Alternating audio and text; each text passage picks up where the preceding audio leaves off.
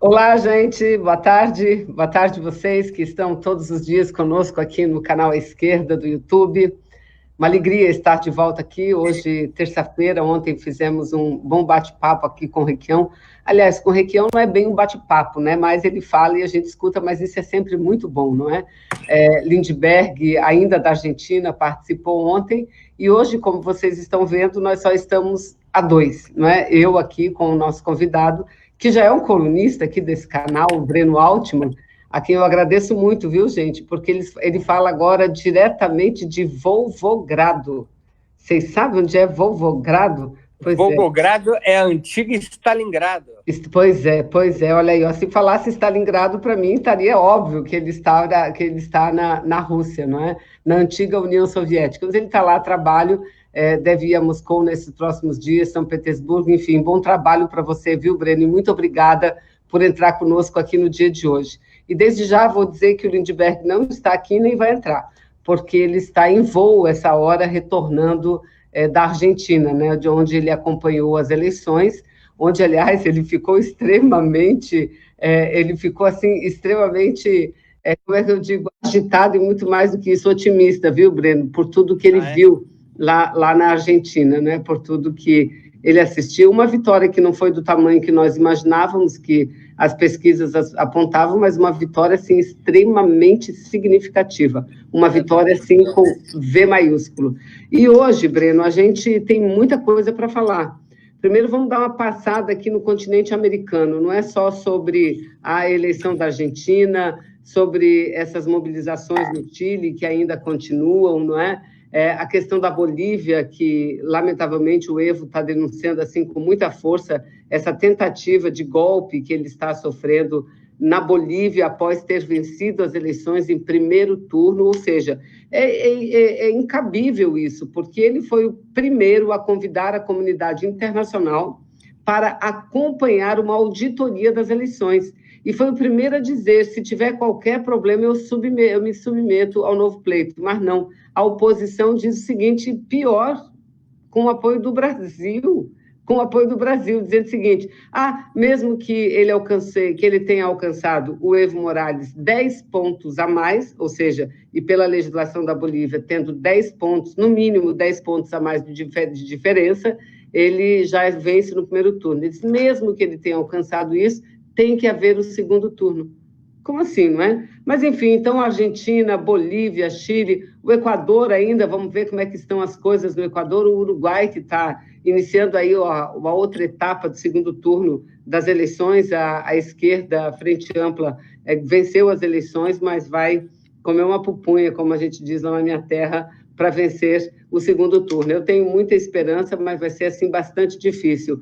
O Peru, que a gente viveu, assim, uma confusão recentemente, nós não sabemos também em que pé ficou, e as eleições municipais na Colômbia, não é, Breno, que foram os resultados também extremamente alvissareiros, não é? Porque lá foi... eu até ontem dizia que eu fiquei tão empolgada que eu nem troquei o presidente Duque pelo presidente anterior, pelo Uribe, né? Porque, na realidade, quem perdeu lá foi as forças vinculadas ao Uribe, que segue ainda sendo a maior liderança de direita, não é? De direita neoliberal daquele país. Além dessa questão, Breno, além dessa questão internacional, da política aqui no continente, a gente tem que falar ainda sobre o julgamento do Lula, marcado já para o dia 7, lamentável, né? E em torno desse julgamento, tudo que a gente está vendo. Essas confusões que giram em torno do Bolsonaro, aquele vídeo, aquele Twitter que ele fez, minha gente, o que é aquilo? Não é? Colocando ele como leão, a pessoa ungida, a única pessoa séria e correta, não é? Lutando contra tudo e todos, inclusive contra o Judiciário, o Supremo, organismos internacionais, partidos políticos, entidades, uma coisa louca, não é? Enfim, mas esse aí, viu, Breno? Eu vou começar, que eu sei que você fala bastante, mas esse aí, que venceu as eleições, muito amparado na bandeira de combate à corrupção, você viu onde que ele está hospedado lá nos Emirados Árabes? Hein, Breno? Você viu onde é que... Ele tá? Não vi aonde ele está. Ele está num hotel chamado Palácio Emirates. É simplesmente o hotel mais luxuoso do mundo, resort mais luxuoso do mundo. O quartinho mais simples, a diária custa R$ 2.665 reais. Eu nem sei se é real ou é dólar, eu vou ver, mas eu acho que é reais. A diária de um quarto de 50 metros quadrados. Um quarto um pouquinho maior do que esse, a diária é de 5 mil. Devem ser dólares, viu? Eu vou já olhar, mas mesmo que seja real, é muito. E veja, quem escolhe onde fica é o chefe de Estado, é o próprio Bolsonaro, é a sua equipe. Então, veja bem, a pobre da Dilma ficava num hotel, um hotel bom, mas longe de ser um luxo como esse, era maior confusão, e ele está lá. Esse aí que é o caçador do Marajá, combatente da corrupção, e a gente vê esse pessoal das redes dele caladinho, não fala nada, né? Tem que dizer por que ele escolheu, será que é por segurança também? Breno, nesse hotel, eles salpicam a comida com ouro, lá que ele escolheu para ficar. Não é brincadeira não, isso é verdade, viu? Mas vamos lá, Breno, você quer começar falando do Brasil? Esse príncipe com quem ele se encontrou é o que mandou matar o jornalista, né? Exatamente. Muito democrata, um príncipe democrático. Exatamente. Um país super democrático. A Arábia Saudita, como todos sabemos, é uma democracia popular. Não, e os direitos humanos lá são respeitadíssimos, mas os Estados Unidos não falam nada, né? Lá não tem.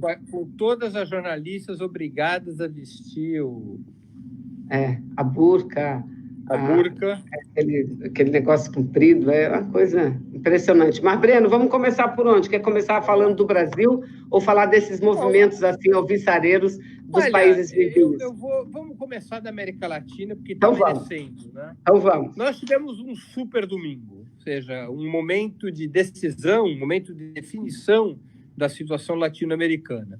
Correu mais ou menos como era esperado. Uma vitória forte na Argentina, embora você tenha toda a razão, a direita argentina demonstrou maior resiliência do que o esperado. Macri conseguiu se situar nos 40% dos votos. Se somar aos votos do Macri os votos de outros candidatos menores de esquerda, ele chega muito perto da metade do país. Quer dizer, o Alberto Fernandes ganhou dentro das regras democráticas, dentro das regras do jogo, fez mais do que 45% dos votos, fez 47% dos votos, mas o país está dividido. Alberto Fernandes não vai ter vida fácil, mas a vitória foi uma vitória de primeiro turno, uma vitória cristalina e que efetivamente desloca a Argentina para fora do bloco conservador no qual Bolsonaro está integrado. Bolsonaro perde um aliado importante com a derrota de Maurício Macri e a eleição de Alberto Fernandes. No Uruguai, tivemos um resultado razoável. A Frente Ampla ficou na dianteira no primeiro turno, mas irá para um segundo turno muito difícil. Isso a gente também esperava, né, Vanessa? A gente estava conversando sobre isso, era esperado. Ou seja, um resultado no qual a Frente Ampla perde força em relação às últimas eleições. A Frente Ampla perdeu algo como 20% da sua massa de votos. Manteve-se o candidato da Frente Ampla, Daniel Martinez, manteve-se na frente de Lacalle Pou, que é o principal candidato da direita, mas vai ter vida dura no segundo turno. O segundo turno vai ser muito renhida, a competição, a disputa entre o candidato da Frente Ampla e o candidato da direita. A Frente Ampla tem poucas reservas de alianças a serem construídas, né? Os outros partidos de esquerda que não estão na Frente Ampla são praticamente residuais, nenhum deles chega a 1%, enquanto que o Lacalle Pou terá o apoio do partido de extrema-direita, do general que foi demitido pelo Tabaré Vázquez por ter feito discursos favoráveis à ditadura militar. Esse general montou um partido chamado Cabildo Abierto, e a soma do Cabildo Abierto mais o Partido Colorado, outro partido tradicional da direita uruguaia, que ficou para trás no primeiro turno, a soma, o apoio do Colorado mais o Cabildo Abierto a Lacalle Pou, que é candidato do Partido Nacional, ultrapassa os 50%.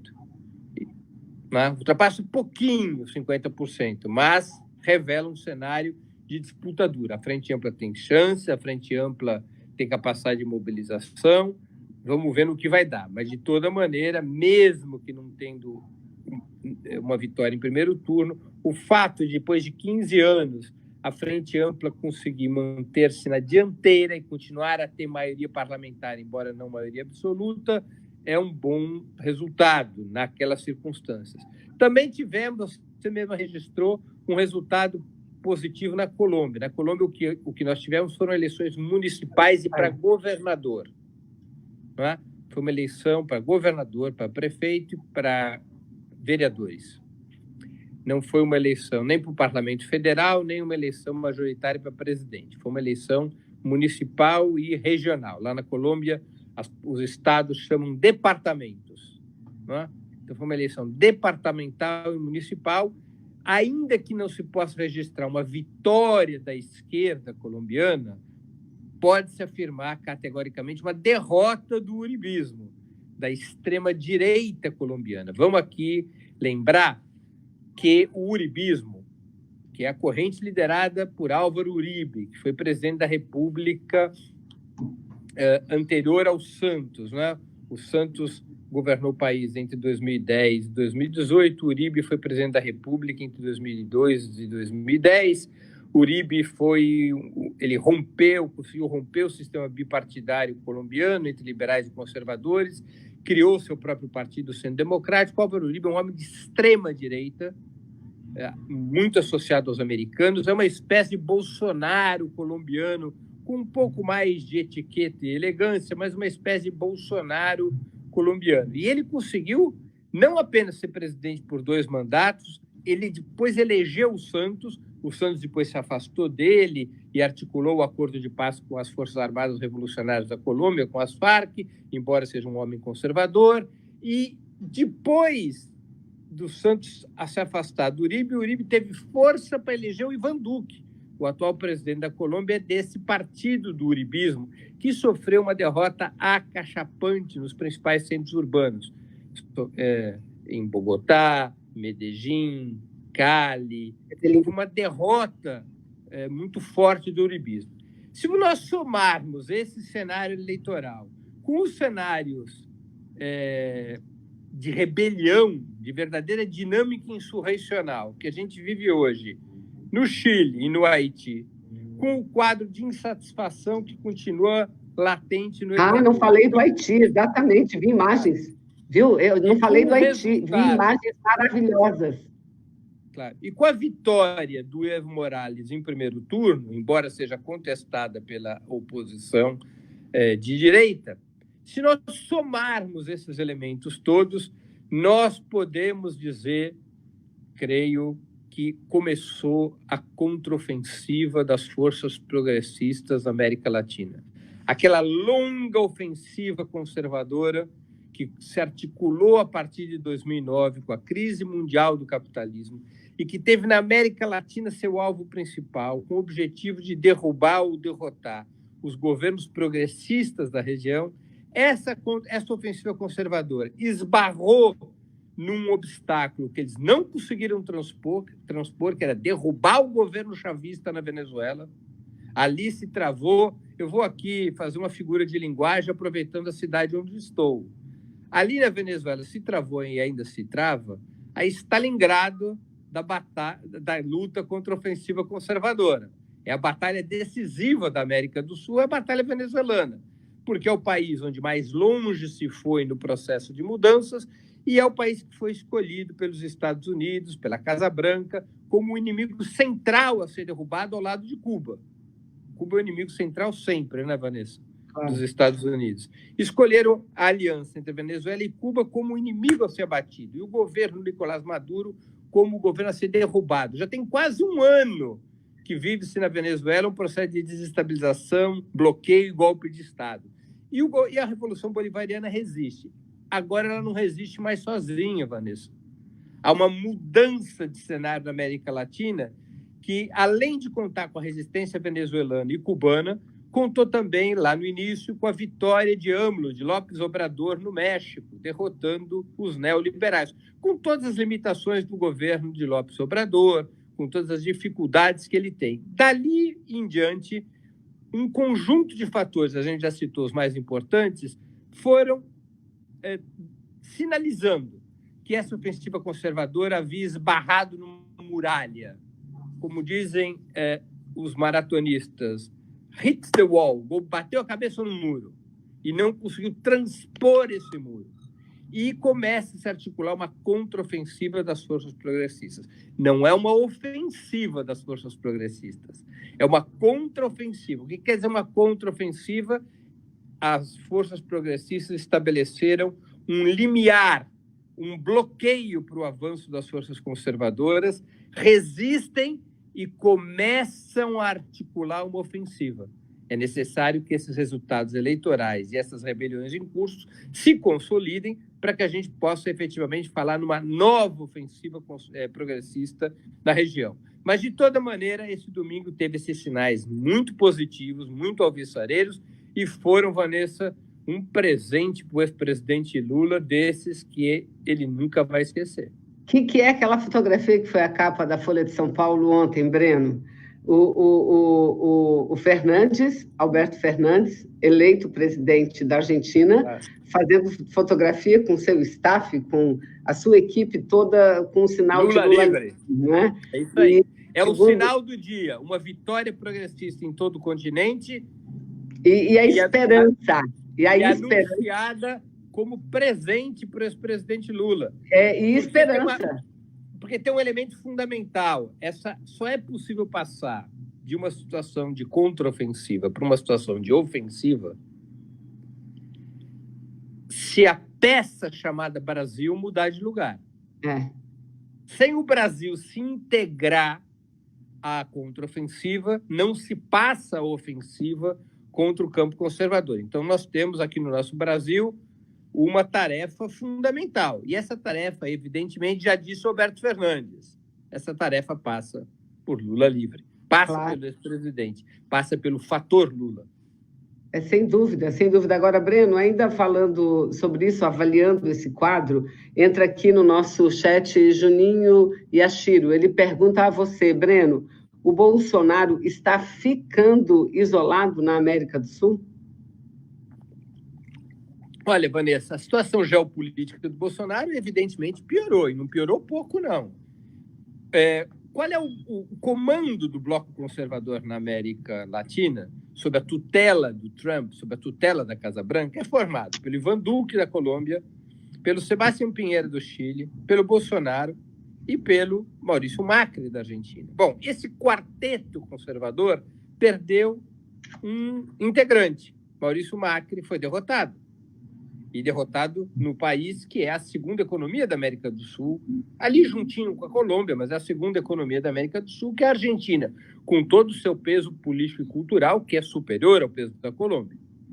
Sobraram os três, sobrou um trio, Duque, Pinheira e Bolsonaro. Agora, Pinheira, ele está um cavalo manco, ou seja, ele está sendo obrigado a entregar os anéis e os dedos para não perder as mãos. Você acha que ele se segura, Breno? Você acha que ele se segura? Olha, é difícil fazer uma previsão, não é? Porque é evidente que no Chile está em curso uma dinâmica insurrecional. Não é? Uma dinâmica insurrecional pode derrubar o presidente. A comparação que eu faço, a situação do Chile hoje é parecida com a da Argentina de 2001, quando o povo na rua obrigou o então presidente neoliberal, Fernando de la Rúa, a tomar um helicóptero da Casa Rosada, sede do governo argentino, para nunca mais voltar. De la Rúa renuncia e aí então começa o processo, uma crise política aguda na Argentina, que acabaria por ser superada em poucos meses, quando Néstor Kirchner é eleito presidente da República. O Chile vive uma situação semelhante. Pinheira perde as condições de governabilidade. Ele primeiro enfrentou a rebelião com o seu legado político-cultural pinochetista, declarou guerra ao povo, convocou o exército, decretou estado de emergência, colocou a polícia para espancar o povo. A rebelião só fez crescer, tomou cores insurrecionais. Pinheira se deu conta que não apenas não tinha como controlar a situação, como havia risco de divisão nas Forças Armadas. Havia setores dos carabineiros do Exército que estavam que estavam se recusando a reprimir, estavam se recusando. Havia soldados e tropas confraternizando com o povo e se recusando às ordens de repressão. Diante dessa situação, Pinheira mudou de discurso, fez uma série de concessões, recentemente suspendeu o estado de emergência para tentar acalmar a mobilização. Mas ele está muito isolado, muito enfraquecido, e é possível que essa dinâmica insurrecional se transforme numa insurreição, que põe abaixo o governo do Pinheiro, o obriga a renunciar, e que leve o parlamento a convocar uma Assembleia Nacional Constituinte. O Chile, até hoje, nunca fez uma Assembleia Constituinte. A transição do Chile da democracia à ditadura foi a transição mais conservadora de todo o continente, pior que a brasileira, Vanessa. Pior que a brasileira. Já foi, já deu tantas concessões aqui, né? Tanto a política econômica da ditadura quanto o seu sistema político eleitoral permaneceram por anos absolutamente intactos, com a cumplicidade da direita chilena, da centro-direita com a democracia cristã e, pasmem, com a cumplicidade de uma parte da esquerda chilena, especialmente do Partido Socialista e do Partido pela Democracia, que se aliaram com a democracia cristã para organizar essa transição sem ruptura que isolava a esquerda antagonista, o Partido Comunista, as agremiações que hoje estão na Frente Ampla. Não é? Então, você teve esse cenário no Chile. Muito enfraquecido, o Pinheiro ele pode cair. Não está dado que isso ocorra, mas ele está muito enfraquecido, o que também atrapalha a vida do Bolsonaro. Ivan Duque vive uma situação delicada igualmente. Eu vou aqui, não é uma... Quando é que vai acontecer as eleições lá ano que vem, as eleições gerais? Não. As eleições gerais na Colômbia são no mesmo 21. Ano que são em 21, daqui 3 anos. Daqui 2 anos, perdão. Deixa eu aqui falar uma coisa. Na fila das rebeliões, eu vou te dizer que a Colômbia está na pole position. É o próximo na fila. A situação na Colômbia é muito grave. A situação social lá é grave também, Breno? Claro, há manifestações de massa permanentes, especialmente da juventude e dos estudantes, porque o governo Ivan Duque está retirando recursos da universidade de uma maneira brutal. Há um arroxo contra os direitos sociais, há uma queda do nível de emprego, a precarização do trabalho, e há um elemento importantíssimo no cenário colombiano, que é o descumprimento pelo governo do acordo de paz que foi feito com as Farc. Vanessa, desde que foi assinado o acordo de paz em 2016, mais de 850 líderes sociais foram assassinados e quase 200 ex-guerrilheiros. É como se na Colômbia matassem 3 Marielles por dia. Por dia. Então, isso vai criando um clima muito ruim no país contra o governo Ivan Duque. Recentemente, assassinaram, dentro de um dos espaços territoriais no qual os ex-guerrilheiros foram alocados, não é? São 24 espaços territoriais de reincorporação, ETCRs, a sigla. Os guerrilheiros das Farc foram alocados nesses espaços territoriais, que é onde eles vivem, onde eles trabalham, onde montam suas cooperativas. Faz parte do acordo de paz esses ETCRs, não é? Pela primeira vez, houve uma invasão de um dos ETCRs e foi assassinado, no fim de semana, um dirigente da guerrilha, um dirigente intermediário da ex-guerrilha, que era companheiro de uma candidata a vereadora das Farc. Então, tudo isso vai criando na Colômbia um caldo de cultura, na minha opinião, que levará a Colômbia a uma situação semelhante à que vive o Chile. Eu não tenho dúvidas disso. Então, tudo posto na mesa, a situação do Bolsonaro é complexa. Por isso que ele está nervoso, né? O Bolsonaro está nervoso.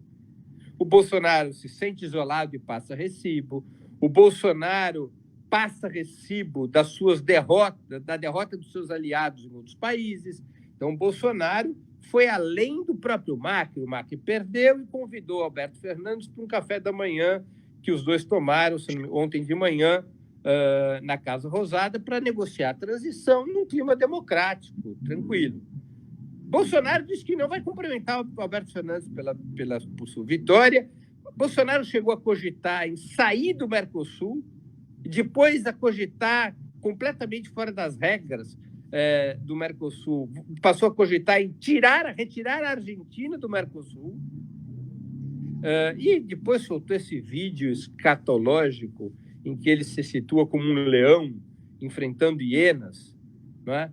Você sabe quando é que as hienas se aproximam de um leão? Quando o leão está à morte. Fraco, sem reação. Não, é claro que nós não devemos considerar que o Bolsonaro está à morte, aqui foi mais uma figura de linguagem, mas é evidente que ele está perdendo força. Esse isolamento, Breno, esse isolamento do Bolsonaro não é só em relação aos dirigentes dos países vizinhos. Como você diz, eles vão perdendo espaço. Porque eu estava olhando aqui, eu tinha anotado o nome dos países que têm problemas políticos. São todos, Breno. Não escapa um. É uma demonstração do que o neoliberalismo só traz... Estrago. Exatamente. Estrago econômico e social e político. Agora, eu vou aqui colocar 2 elementos. Mas peraí, antes de você colocar, deixa eu lhe dizer, eu quero colocar 2 questões, 2 perguntas para você depois seguir. Então, a situação dele, ele se isola lá fora, mas ele se isola aqui dentro também, e o exemplo disso é o vídeo. E ele teve que retirar o vídeo imediatamente, só que não adiantou, que várias pessoas tinham printado, tinham reproduzido e está aí rodando, não é? E a carta do Celso de Mello foi algo assim, digno de aplauso mesmo, né? O ministro do Supremo, Celso de Mello, contra o Bolsonaro, porque ele atacou a democracia.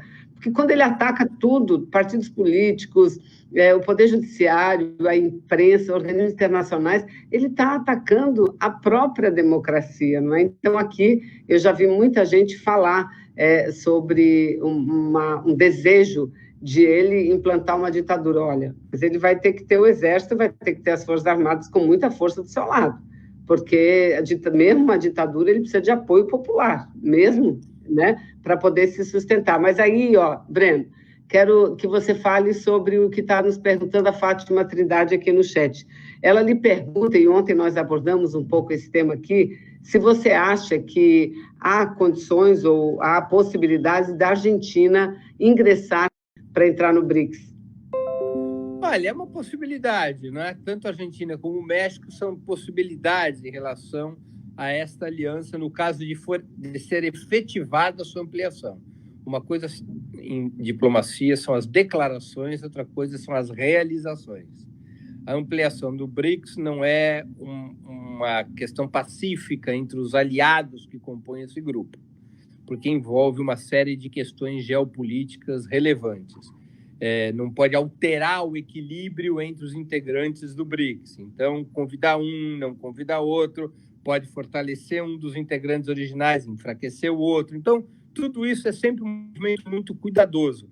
Mas, de toda maneira, eu não descartaria essa possibilidade de tanto a Argentina quanto o México serem integrados a essa coalizão nos próximos meses ou nos próximos anos. Agora, eu queria chamar a atenção para 2 outros elementos que eu acho que são importantes nessa discussão aqui, viu, Vanessa? Uhum.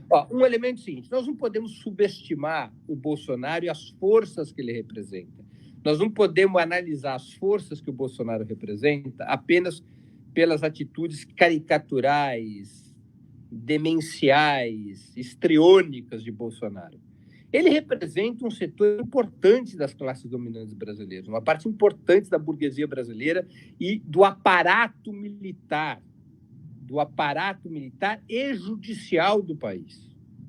Esses setores resolveram romper com a ordem constitucional e democrática quando deram o golpe de 2016, naquele momento em aliança com a direita tradicional, com o DEM, com o PSDB, com o MDB. Esses setores estão dispostos a implantar no país, a qualquer custo, a ferro e fogo, o programa neoliberal que hoje unifica a burguesia brasileira. Esses setores estão dispostos a pagar a conta que tiver que pagar para a implantação desse programa. Se eles vão ter força para isso, força na sociedade, aliança, unidade da burguesia, apoio de setores dos meios de comunicação, apoio internacional, aí é uma outra questão. Agora, não duvidemos de que esses setores, como outras vezes em nossa história, não duvidemos que esses setores possam estar dispostos a implantar uma ditadura aberta do capital financeiro no país. Nós não podemos ter ilusões sobre isso. De ilusões, a esquerda brasileira já deve dar um basta, porque já teve ilusão demais nos últimos anos, tá? Sobre como se comportam as classes dominantes brasileiras. As classes dominantes brasileiras têm no seu código genético o golpismo e a ditadura. É só a gente analisar a história do Brasil dos últimos 100 anos. Em quantos anos nós vivemos em democracia? Tá? Então, isso é um elemento importante. O Bolsonaro, ele perdeu força interna e internacional, mas ele não está tão desgastado, até o presente momento, quanto seus parceiros Macri e Pinheira. Bolsonaro tem reservas de força, porque ele conta com apoio à política econômica do seu governo, um apoio consensuado da burguesia brasileira e um apoio, fundamentalmente, um apoio dos aparatos repressivos do Estado e também da direita tradicional. Esses partidos todos que gostam de atacar Bolsonaro pelas suas extravagâncias e até mesmo por seus discursos contra a democracia liberal, vou repetir, DEM, PSDB, MDB, estão todos alinhados com a política econômica do Paulo Guedes. Isso é um aliás, me dá um parênteses aí para eu falar sobre isso. Quem, na realidade, tem tocado o governo é o Congresso, não é o Bolsonaro. É o Congresso que feita exatamente as grandes negociações. Aí eu vou falar um outro elemento mais polêmico. Eu não acho que as mobilizações que a gente está assistindo na América Latina sejam apenas contra o neoliberalismo. Elas são contra a democracia liberal. Elas são uma demonstração da segunda falência da democracia liberal. O que aconteceu com a democracia liberal? Qual foi a primeira falência? A primeira falência foi antes da Primeira Guerra Mundial. A democracia liberal foi incapaz de deter os ímpetos imperialistas da burguesia europeia, que entrou numa luta fratricida, uma luta brutal, que custou milhões de mortos na Primeira Guerra, por disputa de mercados. A guerra interimperialista, que foi a Primeira Guerra Mundial.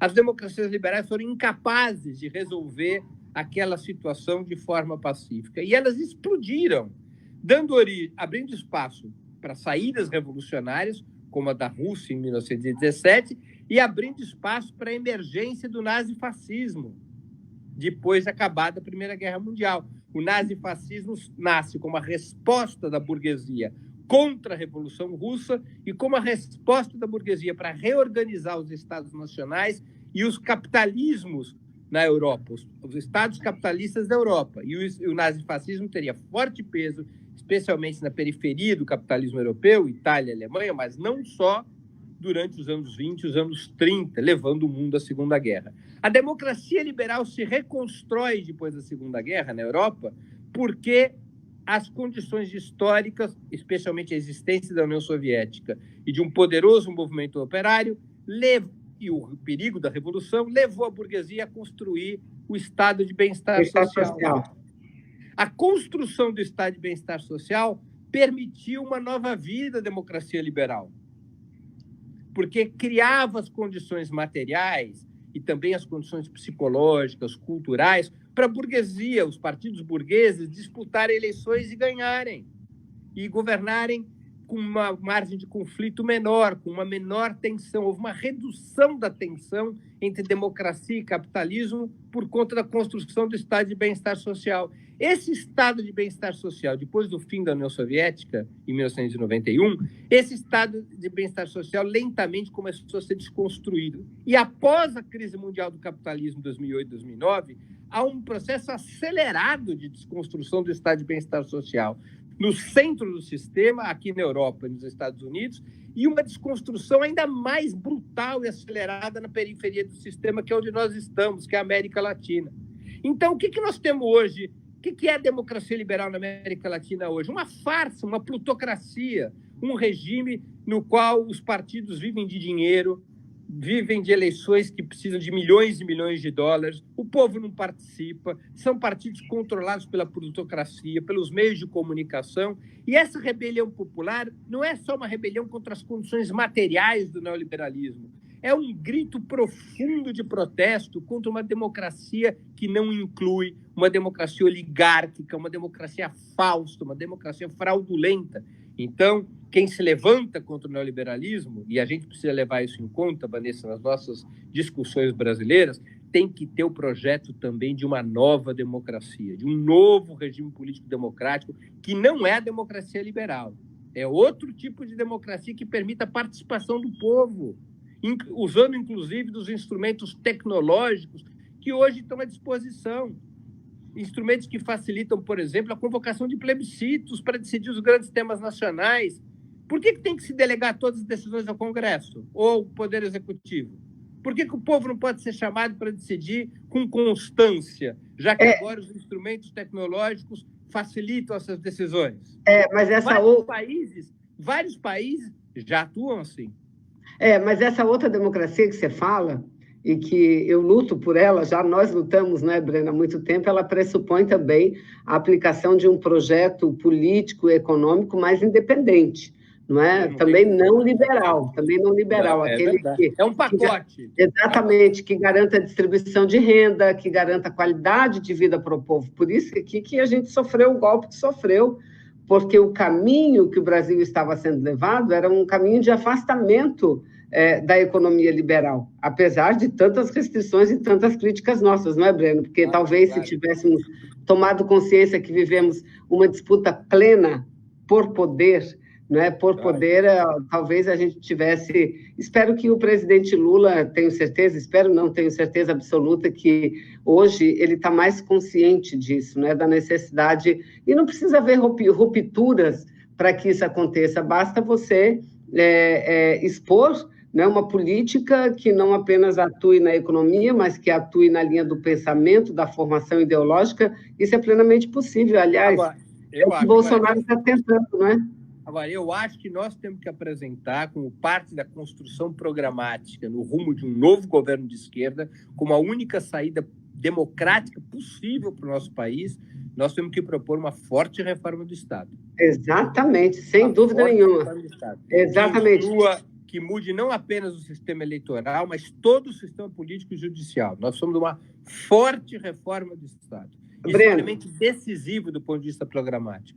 Sem dúvida. Agora, Breno, Maria José Fraga, ela faz aqui uma sugestão, não é uma pergunta para agora, eu entendi como uma sugestão que é para você vir aqui um dia no programa só para falar sobre as offshores internacionais, tá certo? Eu precisaria entender alguma coisa disso.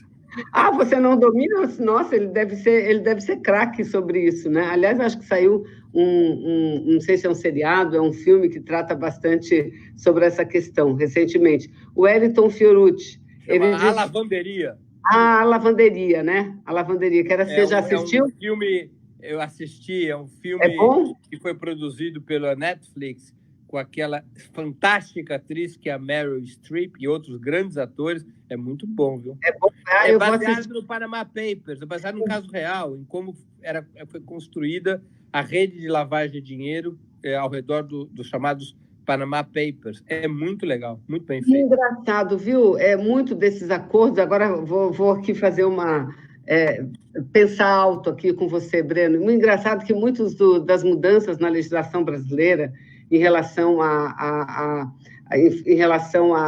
você buscar desconstruir essas ações criminosas de lavagem de dinheiro, de internacionalização, foi a partir daí que mudou-se bastante a legislação brasileira e permitiu-se, inclusive, esses acordos internacionais. O objetivo inicial era exatamente isso, era brecar esse crime, né, que é transnacional, porque é um crime transnacional que afeta todos os países, combater tráfico de armas, tráfico de drogas, mas não é isso que a gente vê. O que a gente vê é que eles usam desses instrumentos no Brasil, na Argentina, em vários países, para promover perseguições políticas. Claro. Os Estados Unidos, né, usa isso.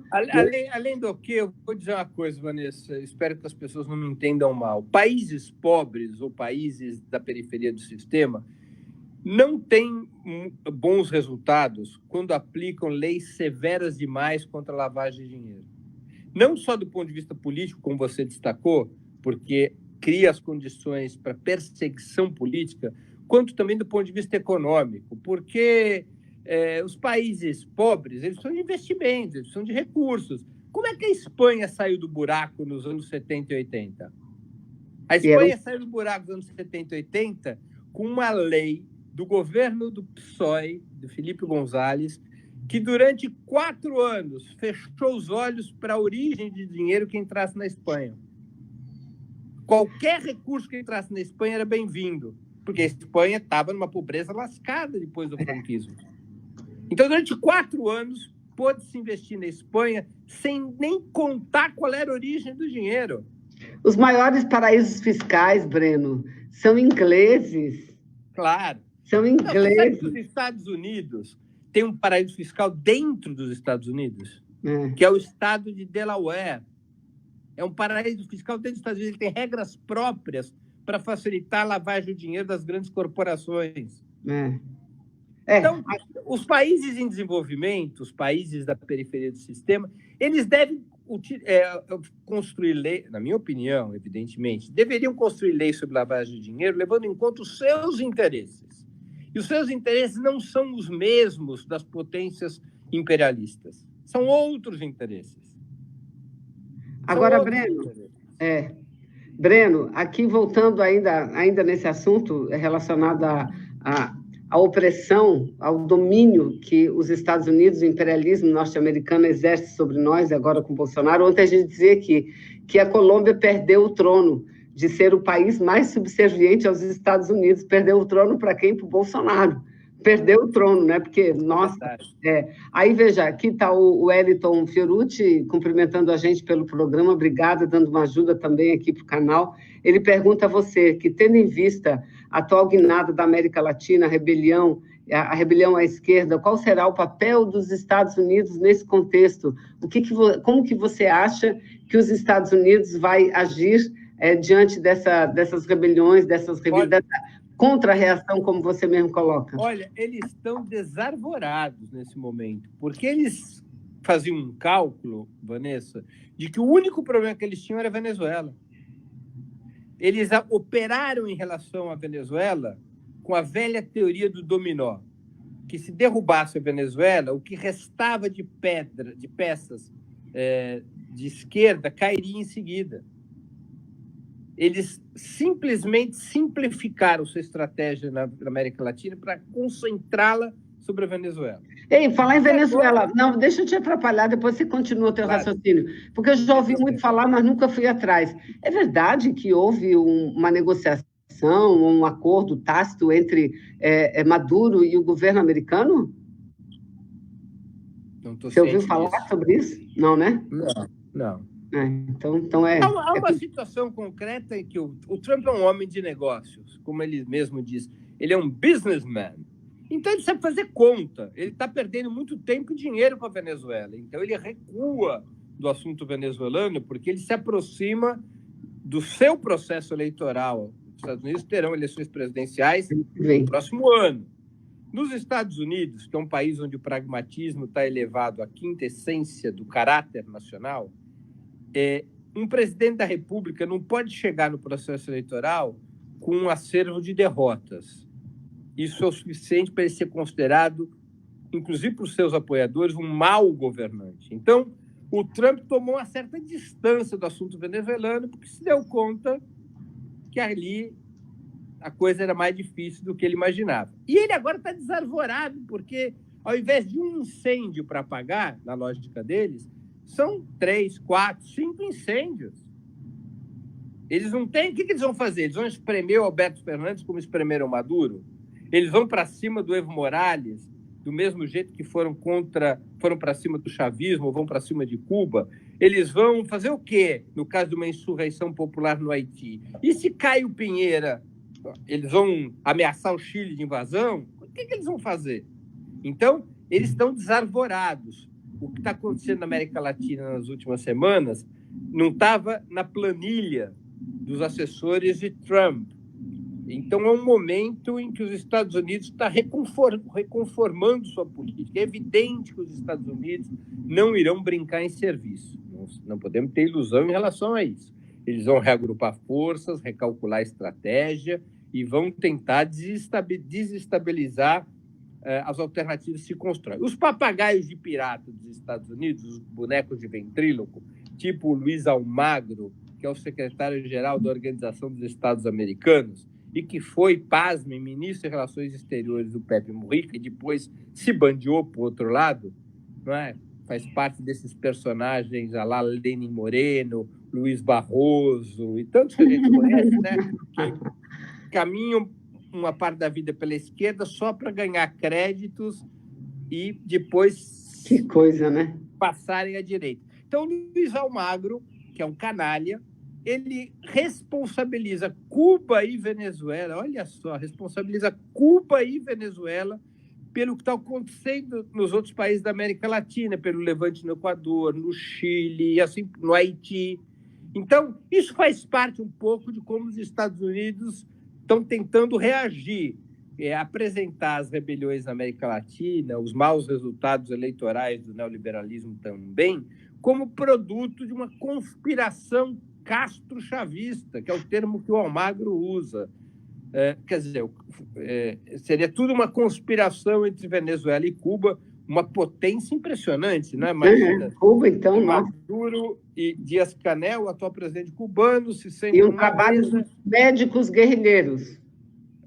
Claro, então é tudo uma basófia, é tudo uma conversa para boi dormir, é uma conversa de doido, de maluco, porque eles estão desarvorados, eles não estão sabendo por onde caminhar diante desse cenário, que é um cenário que, de alguma maneira, vamos ser sinceros, Vanessa, surpreende a nós também a rapidez com que o ambiente mudou. Em poucas semanas, nós temos outro cenário. Por isso, nós temos que ser um pouco cautelosos. Esse outro cenário precisa ser consolidado ainda. Ele não está consolidado. Ele não estabeleceu ainda um outro ciclo de ofensiva das forças progressistas, como aquele que a gente viveu no início do século XXI, depois da vitória do Chávez na Venezuela em 98.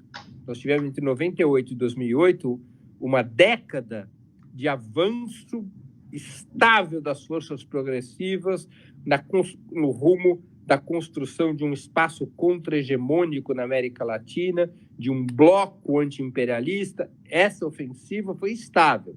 Essa contraofensiva de agora, das forças progressistas, e há sinais dessa contraofensiva, precisa se consolidar para poder dar origem a um ciclo de avanço como aquele que nós tivemos no início do século XXI. Temos que ser cautelosos. Não é possível afirmar que já esteja em curso um ciclo desse tipo. É necessário ver como avançam esses processos para que nós possamos fazer uma afirmação mais categórica a esse respeito. Agora, que são bons os sinais, que são entusiasmantes esses sinais, é evidente que são. Olha aqui, estou cheia de mensagem aqui, viu, Breno? Deixa eu colocar até meu óculos para ler. E olha o pessoal participando muito desse bate-papo, querendo fazer um monte de pergunta para você. Eu peço desculpas, que não vai dar para fazer todas, né? Mas Maria José Fraga, aquela que sugeriu que a gente fizesse um programa para falar sobre offshore, ela disse o seguinte, que o livro de Dalbor, ele traz uma boa análise sobre essa questão. Do Ladislau, né? Do Ladislau, exatamente. Regina diz o seguinte, hoje o que nós precisamos é de uma ruptura já. Bom, isso é o que nós queremos, mas a vida não é aquilo que a gente quer, a vida é aquilo que é possível. Por isso vamos trabalhar, não é, Breno? E o povo brasileiro tem seus humores e seus ritmos. Aí, olha, Marli Zavar, ela pergunta a você, essa nova democracia que o Breno fala, não se supõe também uma nova Constituição, essa do Brasil? Eu não tenho nenhuma dúvida. É uma discussão para um outro programa, mas eu sou um defensor de que no nosso programa, no centro do nosso programa de médio e longo prazo, deve estar a convocação de uma nova Assembleia Constituinte. Sem dúvida, mas eu acho que isso vem no momento de ascenso democrático, e não no momento de restrição, né? Porque eu me lembro até pouco tempo, até no governo da Dilma, muita gente defendia uma nova Constituição, não sei para quê, apenas para legalizar o atraso, não é? A tirada Agora, de eu não tenho dúvida de que no centro da nossa estratégia tem que estar a convocação de uma nova Assembleia Constituinte. Perfeitamente. Aí, Carlos Alberto Veloso Lopes, Carlos Alberto, esse aqui, Breno, é quem mais participa do nosso programa. Ele diz o seguinte: quando foram atrás do PT, a Lava Jato encontrou o PSDB, o PMDB, a Rede Globo, e então blindaram e morreu essa investigação, que por enquanto isso é bobagem.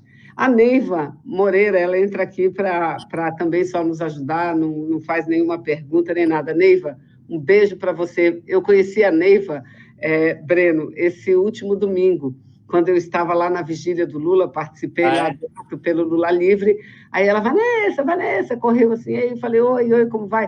Eu sou a Neiva, eu falei, que prazer, porque ela está todo dia aqui com a gente, bacana, muito simpática, muito obrigada, viu, Neiva? Reginalíssima, de novo, ela diz o seguinte: precisamos sair da acomodação e do conformismo, precisamos reagir já, lutar por Lula livre e que o Supremo anule aquele julgamento do presidente Lula. Olha, já que ela levantou, Breno, e a gente está com um minutinho só para as 13 horas, eu acho que não vamos mais falar sobre esse negócio de política. Eu queria muito falar, porque a equipe econômica do Bolsonaro, o Guedes, eles já fizeram uma nota para entregar para toda a sua base lá no Congresso Nacional, ou seja, para os defensores do neoliberalismo, dizendo para eles não se assustarem com o que está acontecendo no Chile, com a derrota na Venezuela, com a derrota na Argentina, porque ele disse assim, na Argentina o problema do Macri não foi a política de ajuste fiscal. O problema do Macri é que ele aplicou essa política muito lentamente, muito vagarosamente, não aplicou de uma vez, e esse foi o problema. A tese... Claro, o campo do neoliberalismo hoje ele sofre uma divisão.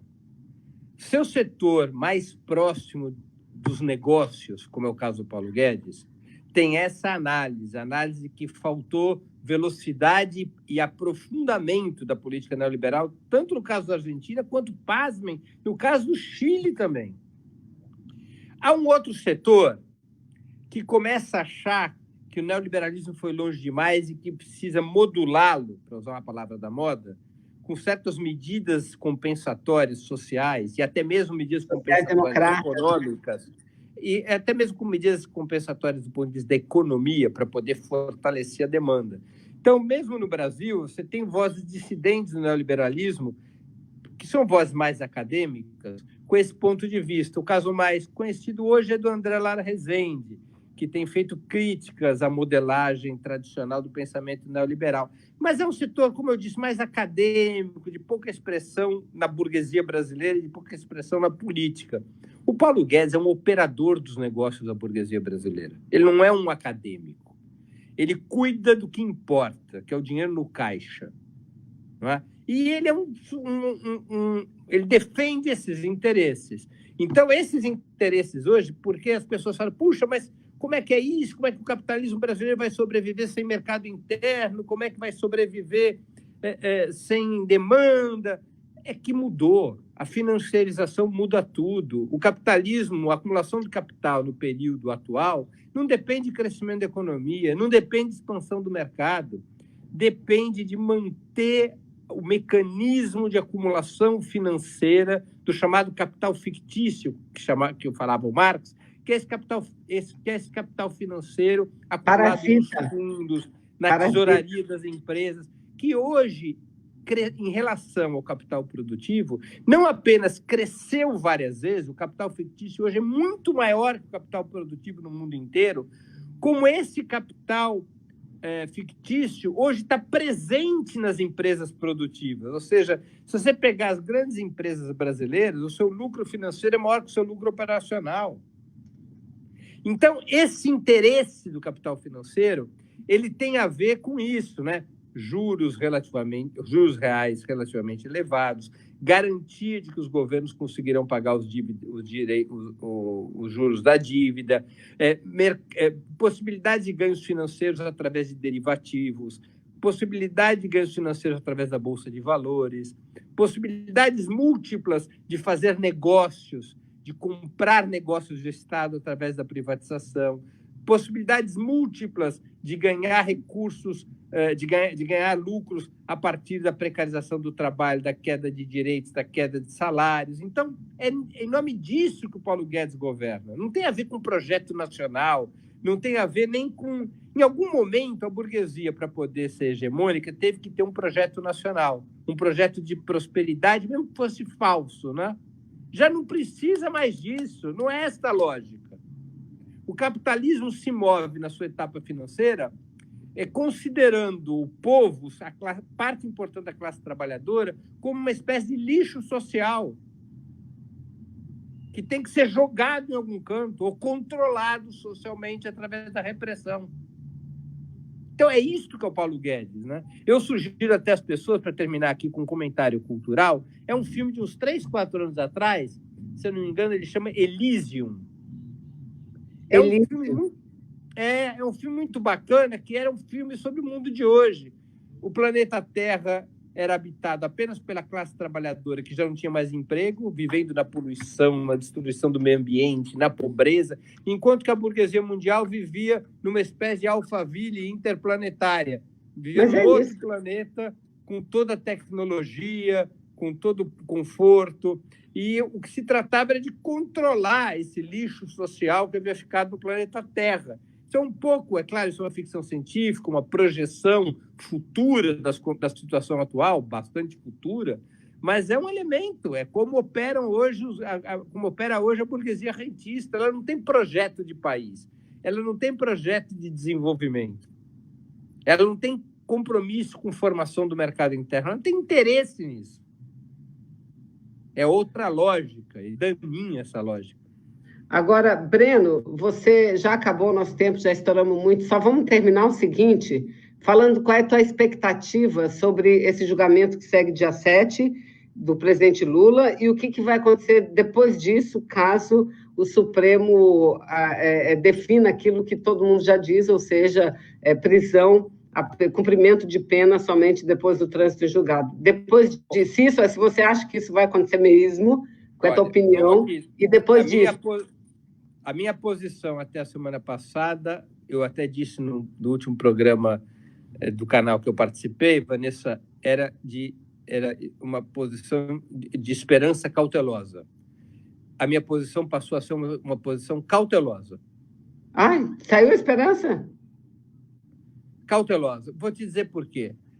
A entrevista de Dias Toffoli ao jornal Valor Econômico, dizendo que o seu voto não é o mesmo em sendo ministro do que em sendo presidente da Corte, declarando que a cadeira da presidência da Corte Suprema exigia dele uma outra abordagem do tema da prisão em segunda instância, acendeu um alerta amarelo sobre qual será a posição de Dias Toffoli, que, ao fim e ao cabo, será o voto Minerva na votação do dia 7. Mas você viu o PL que ele mandou, a sugestão, não o PL, a sugestão de projeto de lei que ele mandou hoje para o Congresso Nacional?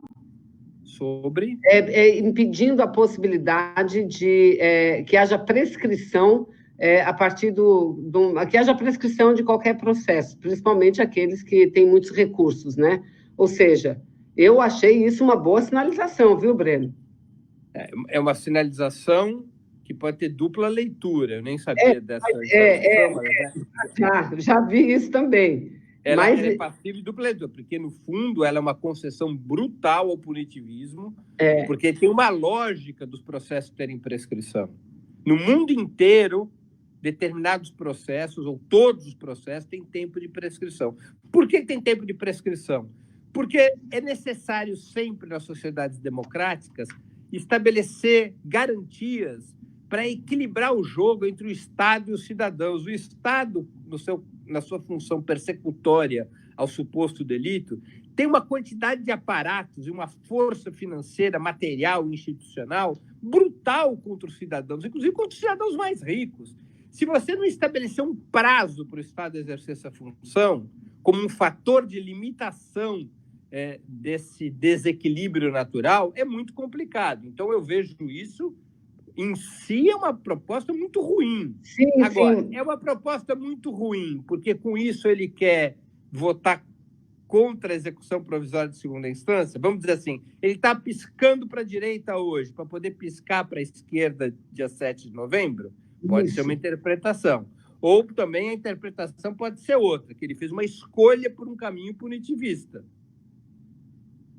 Não, na minha opinião, eu acho que essa iniciativa dele dialoga mais com isso. Olha, tudo bem, se não vai começar a cumprir pena após o julgamento de segunda instância, nós temos que dar um jeito de mudar o Poder Judiciário.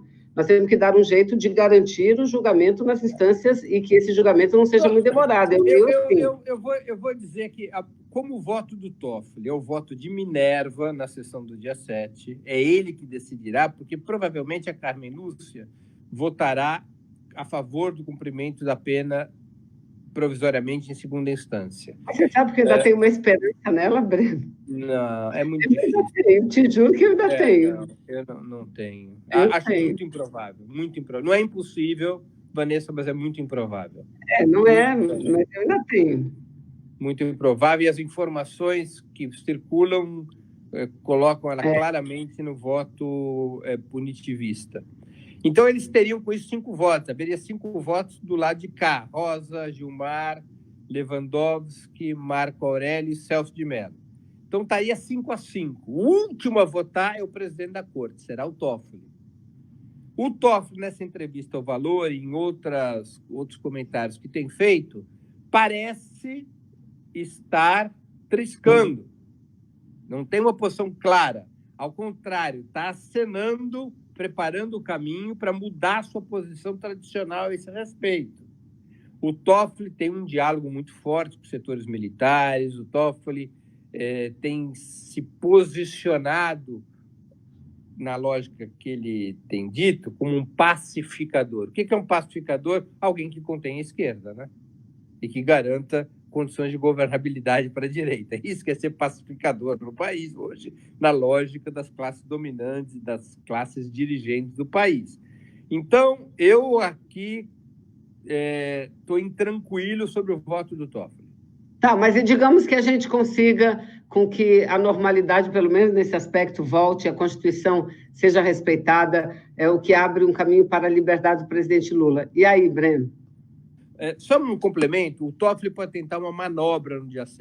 Sim, a gente já sabe disso. São 2 manobras possíveis. São 2 manobras possíveis que eu consigo antever. Primeiro, que algum dos que ainda não votaram, como é o caso do Fux, peça vistas. E ganhe mais tempo, compre tempo.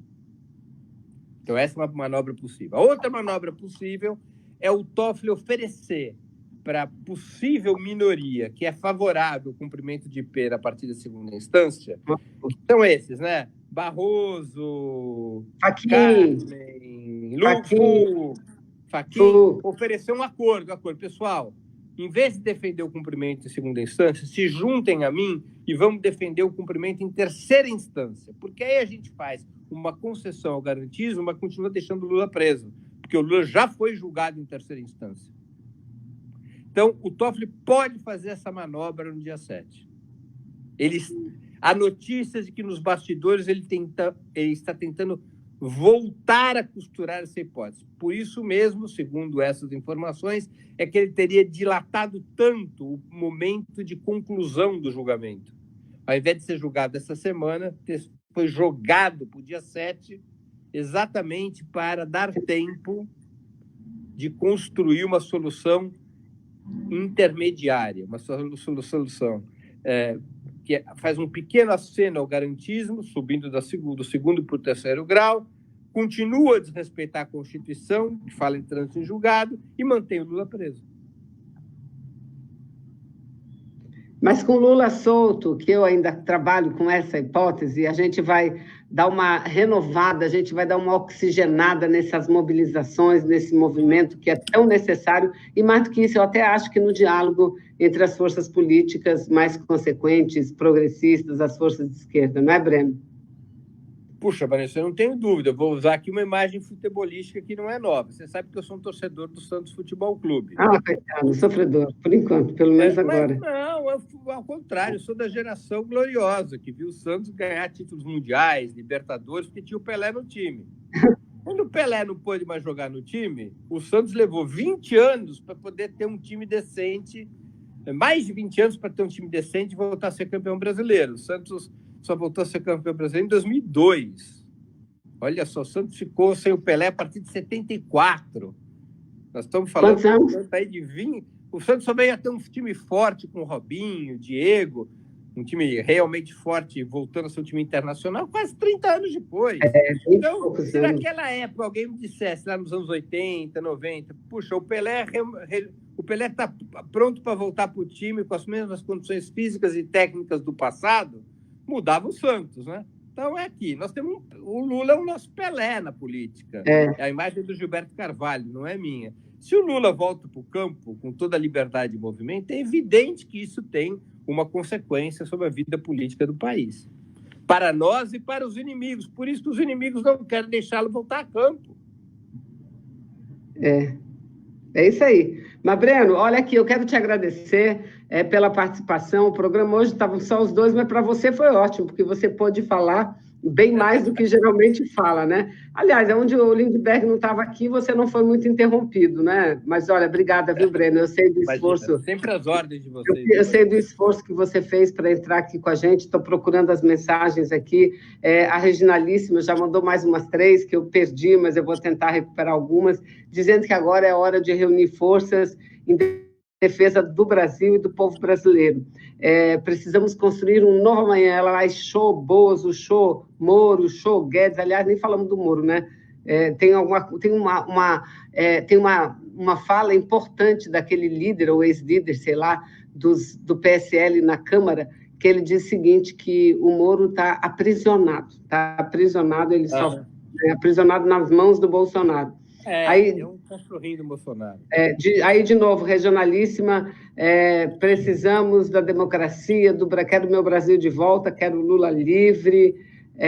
Carlos Alberto, de novo, nesse caso, deixa eu ler aqui, porque as mensagens dele sempre são muito grandes.